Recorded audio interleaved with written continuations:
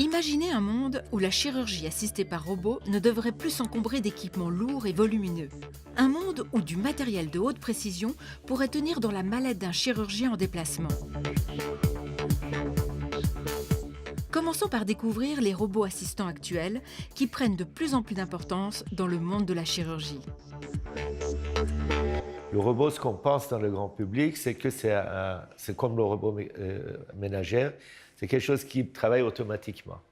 Alors que ce que nous, on a ici, ce n'est pas un robot, c'est une interface électronique entre le malade et le chirurgien. L'être humain, le chirurgien est indispensable dans les prises de décision.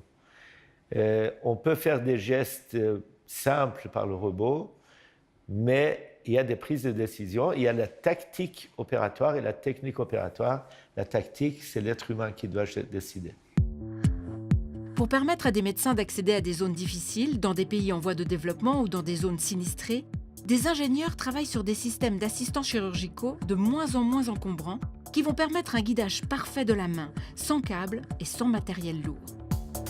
Dans un proche futur, des systèmes complètement miniaturisés, aussi avec un coût extrêmement réduit, qui permettent de faire la même chose, mais dans un encombrement minimal. On peut penser que ce genre de systèmes seront beaucoup plus démocratisés, donc on pourra les utiliser par exemple dans les pays émergents. Également que de nouvelles procédures pourront bénéficier de cette chirurgie assistée par ordinateur. Le guidage, c'est en quelque sorte le GPS du chirurgien. C'est un outil qui va lui permettre de savoir exactement où se trouvent ses instruments par rapport à l'organe à opérer. Miniaturiser, ce n'est pas une chose facile, il ne suffit pas de réduire les dimensions des objets en question.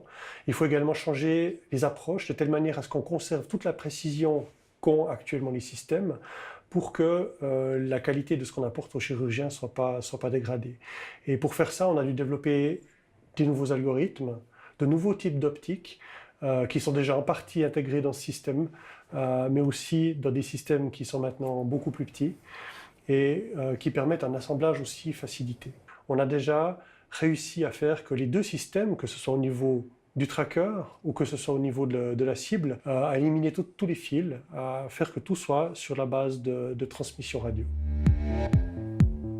Les ingénieurs mettent au point des systèmes de plus en plus précis et fiables pour le confort du praticien, aussi bien que pour la sécurité du patient.